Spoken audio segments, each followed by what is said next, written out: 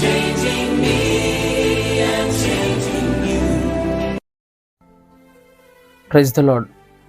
ఈ దినము దేవుని యొక్క 7 మాటలు, యేసుక్రీస్తు ప్రభువారు సిలువలో పలికిన 7 మాటలను మనం ధ్యానించుకుందాం. ఒక మనిషి చనిపోయే ముందు చెప్పిన మాటలు ఎంతో ప్రాముఖ్యమైనవి కదా.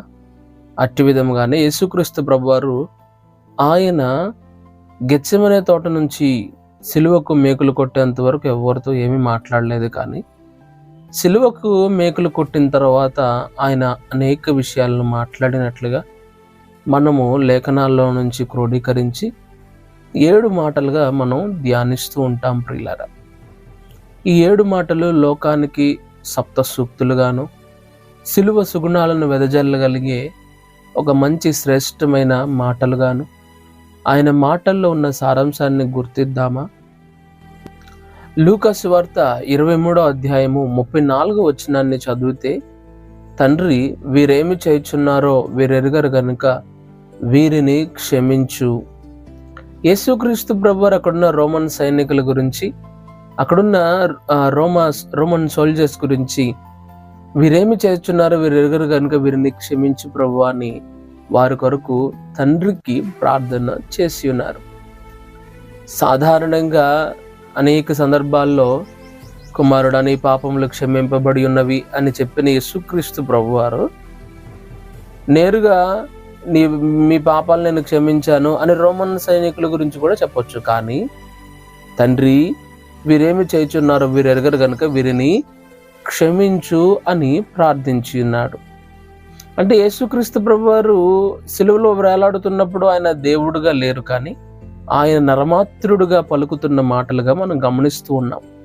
మొదటి మాటను ప్రేమ కలిగిన మాటగా గమనిస్తున్నాం. ఒక మనిషిని క్షమించాలి అని అంటే ఎంతో ధైర్యం ఉండాలి. ఈ రోజులో చాలా మంది ఇతరులను క్షమించలేకపోతూ ఉన్నారు. సంపూర్ణ మానవుడుగాను సంపూర్ణ దేవుడుగాను ఉన్న యేసుక్రీస్తు ప్రభువారిని మనం ఏ విధంగా అర్థం చేసుకోవచ్చు అంటే, దీని థియాలజీలో హైపోస్టాటిక్ యూనియన్ అంటారు. అంటే యేసుక్రీస్తు ప్రభువారు సంపూర్ణ దేవుడు, సంపూర్ణ మానవుడు కూడా. సిలువలో పలికిన మొదటి మాట ఒక మానవుడిగా తండ్రికి విన్నవిస్తూ ఉన్నారు. ఎవరి పాపాల నిమిత్తము, ఎవరి దోషాల నిమిత్తము, ఎవరి తప్పిదాల నిమిత్తము అనంటే, గెత్సెమనే తోటలో పట్టుకున్నది మొదలు సిలువకు కొట్టేంత వరకు చేసిన అన్నింటిని గురించి, వీరేమి చేయుచున్నారో వీరు ఎరుగరు గనుక వీరిని క్షమించు. వారి క్షమాపణ కొరకు రక్తం దారదారలుగా చెందుతూ ఉన్న యేసుక్రీస్తు ప్రభువారు క్షమించమని తన యొక్క చుట్టూ ఉన్న వారి కొరకు ప్రార్థించినట్లుగా మనం గమనిస్తూ ఉన్నాం. నీ జీవితంలో ఇతరులను నువ్వు క్షమించగలుగుతున్నావా? చాలా సందర్భాల్లో మనం ఇతరులను క్షమించాం. లేఖనంలో మనం చూస్తే, మనం ఇతరులను క్షమించకపోతే మన పాపంలో క్షమింపబడవని లేఖనము సెలవిచ్చుచూ ఉన్నది కదా. జేసీ రైల్ అనబడిన ఒక దైవజనుడు ఈ విధంగా మాట్లాడుతూ ఉంటున్నాడు. సాధారణంగా ఒక యాజకుడు దేవునికి నైవేద్యాన్ని కానీ, పాప పరిహారార్థ బలులు కానీ, క్షమాపణ సంబంధించిన బలులు కానీ అర్పించాలి అని అంటే రక్తము చిందింపబడాలి. ఒక బలిపశు యొక్క రక్తం చిందించబడిన తర్వాత ఏఫోదును అన్ని వస్త్రాలను ధరించి యాజకుడు మరి దేవునికి వారి పక్షాన విజ్ఞాపన చేస్తాడు. యేసుక్రీస్తు ప్రభువారు బలిపశువుగా ఆయన సిలువలో వేలాడుతూ రక్తాన్ని చిందించిన తర్వాత ప్రజలందరి కొరకు మొట్టమొదటిగా పాప క్షమాపణ నిమిత్తమై ప్రార్థిస్తూ ఉన్నారు. వీరేమి చేయుచున్నారో వీరెరుగరు. నిజంగానే వారు ఏం చేస్తున్నారో వారికి తెలియడం లేదు. ఏం చేశారు అని ఆలోచించగలిగినట్లయితే, గెత్సెమనే తోటలో పట్టుకున్నది మొదలు పిడిగుద్దులు గుద్దారు, ఉమ్ములేశారు, అవమానించారు, ఎన్నో చేశారు. ఆఖరికి ఏం చేశారంటే, యేసుక్రీస్తు ప్రభువారి యొక్క అంగీని చీట్లు వేసుకొని ఉన్నారు. ఈ యొక్క దేవుని యొక్క మాటకు ప్రవచనాలు కూడా ఇవ్వబడ్డాయి. యెషయా గ్రంథం 53వ అధ్యాయం 12వ వచనంలో ఆయన పాపము చేసిన వారి కొరకు విజ్ఞాపన, వారి క్షమాపణ కొరకు విజ్ఞాపన చేశాడు అనే మాటను మనం గమనిస్తూ ఉన్నాం. అంత మాత్రమే కాదు, కీర్తనలు 22వ కీర్తనలో కూడా ఆయన దోషము చేసిన వారిలో ఒకటిగా నిలబడి ఉన్నాడు. వారు దేవుని అంగీ కొరకు చీట్లు వేసుకుని ఉన్నారు అనే మాటను మనము కీర్తనలు 22వ కీర్తనలో కూడా గమనిస్తూ ఉన్నాం ప్రియులారా. వాక్యం వింటున్న నా జీవితాల్లో ఏం చేశారు వారంటే అంగీ కొరకు చీట్లు వేసుకున్నారు. సాధారణంగా యూదులు 5 రకాలైన వస్త్రాలు ధరించుకుంటారు. ఒకటి ద ఇన్నర్ ట్యూనిక్ అంటారు, అనగా లోపల అంగి.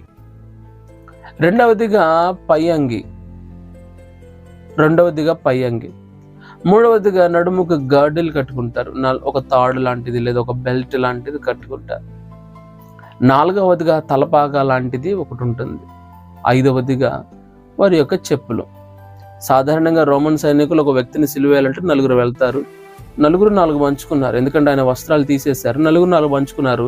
5వది ఆయన యొక్క ఆ యొక్క అంగి ఏదైతే ఉందో అది కుట్టు లేనిదిగా, సీమ్లెస్ క్లాత్గా మనం గమనిస్తున్నాం. ఎలాంటి కుట్టు లేదు. ఒకవేళ కుట్టుంటే 4 భాగాలు చేసి ఆ కుట్టుకి అక్కడ చించేసి 4 తీసుకునేవాళ్ళు.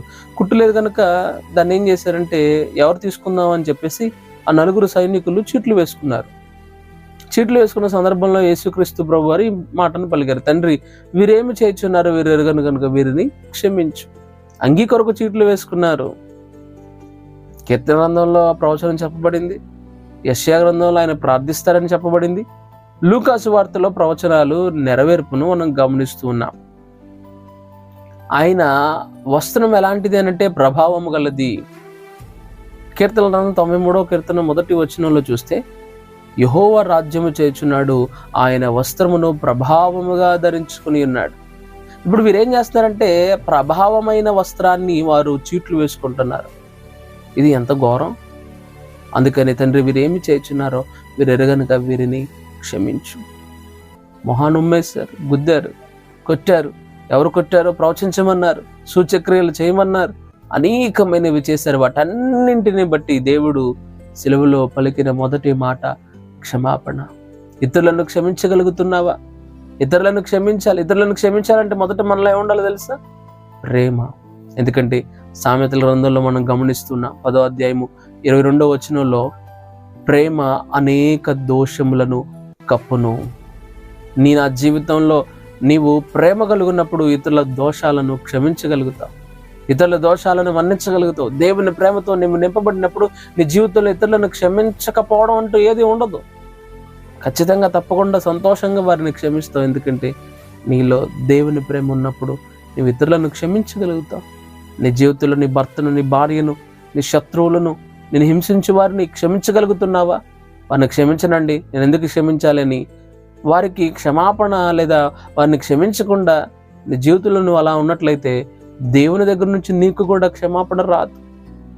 ఎందుకంటే లేఖనం చెప్తుంది, మీరు ఇతరుల పాపములు క్షమించినప్పుడు మీ పరలోకపు తండ్రి మీ పాపములు క్షమించుననే మాటను సువార్తల్లో మనం గమనిస్తున్నాం ప్రియులారా. మార్కస్ యురేలియస్ అనబడిన ఒక రోమన్ చక్రవర్తి, ఆయన రోమా సామ్రాజ్యాన్ని పరిపాలించిన సమయంలో దేవుణ్ణి తెలుసుకున్నవాడుగా ఉండి యేసుక్రీస్తు ప్రభు వారి యొక్క క్షమాపణను ఎంతగానో తన జీవితంలో అవలంబించినట్టుగా గమనిస్తున్నా. ప్రతిదినం ఉదయాన్నే లెగంగానే ఆయన అనుకునేవాడట, మార్కస్ యురేలియస్, ఈరోజు నిన్ను నిందించేవారు ఎదురవుతారు, నిన్ను అవమానించేవారు ఎదురవుతారు, నిన్ను హేళన చేసేవారు ఎదురవుతారు, వారందరినీ నువ్వు క్షమించగలగాలి అని ప్రతిదినం తనను తాను మోటివేట్ చేసుకునేవాడు ఉదయాన్నే. వాక్యం ఏంటంటే నీ జీవితంలో కూడా మన చుట్టూ ఉన్న ప్రపంచం బహుశా కొన్ని సందర్భాల్లో మనల్ని దోషులుగా తీర్చిదిద్దొచ్చు. ఇతరులను క్షమించగలిగిన ప్రేమ నీలో ఉందా? ప్రేమ అనేక దోషాలను కప్పుతుంది, క్షమిస్తుంది. వాక్యం ఏంటంటే నా జీవితంలో దేవుని ప్రేమతో నువ్వు నింపబడినప్పుడు ఇతరులను క్షమించగలుగుతావు. ప్రార్థిద్దామా? ప్రార్థన. పరిశుద్ధ ఆత్మదేవానికి వందనాలు. మా ప్రియుల జీవితాల్లో ప్రభా నీ యొక్క సప్తసూక్తుల నుంచి మొదటి మాటగా తండ్రి వీరేమి చేయుచున్నారో వీరు ఎరుగరు కనుక వీరిని క్షమించమన్నావు ప్రభు. పేతురు అడుగుతున్నాడు, అయ్యా మేము ఎన్నిసార్లు క్షమించాలి? 77 సార్లా 3 సార్లా అంటే 77 సార్లు అని సెలవిచ్చినట్టు దేవుడు కదా నాయన. మా ప్రియులు వాక్యం వింటున్న వారి జీవితాల్లో ఎన్ని మార్లైనప్పటికీ క్షమించగలిగిన కృపను దయచేసి అయ్యా నీవే ప్రభా మాకు క్షమించగలిగిన శక్తిని దయచేసి, క్షమించిన మేము మరెన్నడూ ప్రభా వాటిని గుర్తు చేసుకోకుండా, వాటిని మరలా తరచి గుర్తు చేసుకోకుండానట్లుగా నీ కృపను అనుగ్రహింపచేయమని యేసుక్రీస్తు నామమున అడిగి వేడుకుంటున్నాను తండ్రి. Amen. God bless you. Changing me.